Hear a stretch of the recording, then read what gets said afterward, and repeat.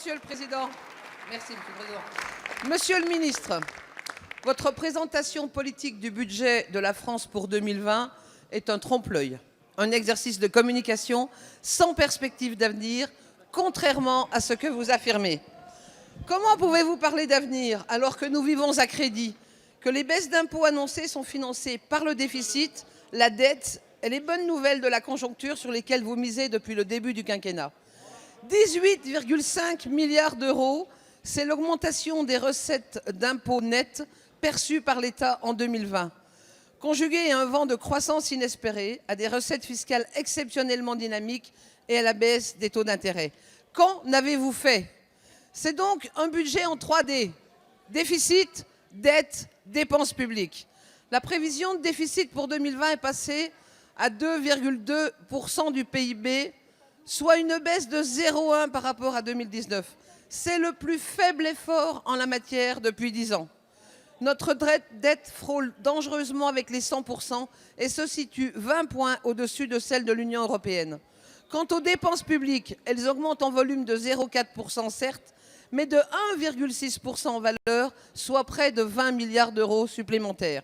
Ce budget n'est qu'une fuite en avant, mais les chiffres sont des réalités que vous ne pouvez nier.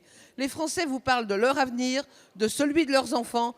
Pensez-vous qu'avec ce budget, vous allez calmer leurs angoisses? Merci Madame Dalloz. La parole est à Monsieur Gérald Darmanin, ministre des Comptes et de l'Action publique. Monsieur le Président, Mesdames et Messieurs les députés, Madame la députée Dalloz, on commence la discussion du projet de loi de finances et effectivement, nous n'avons pas la même opinion sur le projet de loi de finances. Mais je vous propose peut-être de répondre par oui ou par non aux questions qui concernent ce budget. Est-ce que oui ou non, pour la première fois depuis la guerre froide, nous augmentons de 2 milliards à 1,7 milliard chaque année les euros que nous donnons à nos armées pour qu'ils soient au défi des grands défis de ce siècle? Oui ou non? Est-ce que oui ou non, nous augmentons de manière considérable le nombre d'effectifs dans la police, dans la gendarmerie et dans l'administration pénitentiaire, 1500, pour aider le travail très important que fait la garde des Sceaux?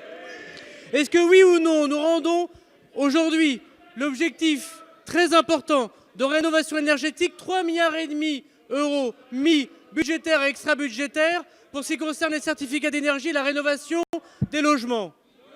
Est-ce que oui ou non, Madame Dalloz, nous baissons la taxe d'habitation? Est-ce que oui ou non, Madame Dalloz, nous baissons l'impôt sur le revenu? Est-ce que oui ou non, Madame Dalloz, nous baissons l'impôt sur les sociétés?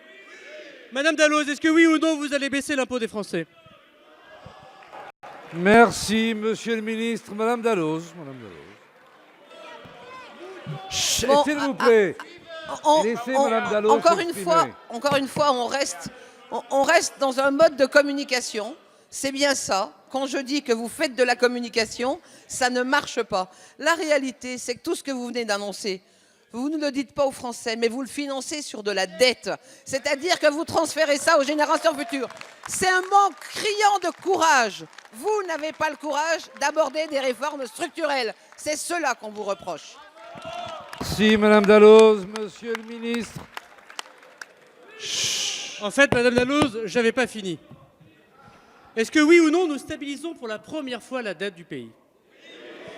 Est-ce que oui ou non, pour la première fois, Madame Dalloz, est-ce que oui ou non, pour la première fois depuis 20 ans, le déficit public, non seulement est en dehors des processus récessifs, mais en plus c'est le plus bas depuis 20 ans? Est-ce que oui ou non, Madame Dalloz, nous faisons 2 fois mieux en dépenses publiques que le gouvernement socialiste? C'est vrai, il y avait la crise, 3 fois mieux que lorsque vous étiez en responsabilité. Est-ce que oui ou non, Madame Dalloz? Oui ou non, Madame Dalloz? Oui ou non, Madame Dalloz, tout simplement, allez-vous enfin voter ce que nous présentons, c'est-à-dire une baisse considérable de l'impôt des Français? Manifestement non. Et c'est bien dommage, ce sera notre différence. Nous proposons une baisse des impôts et vous souhaitez la stagnation. Merci Monsieur.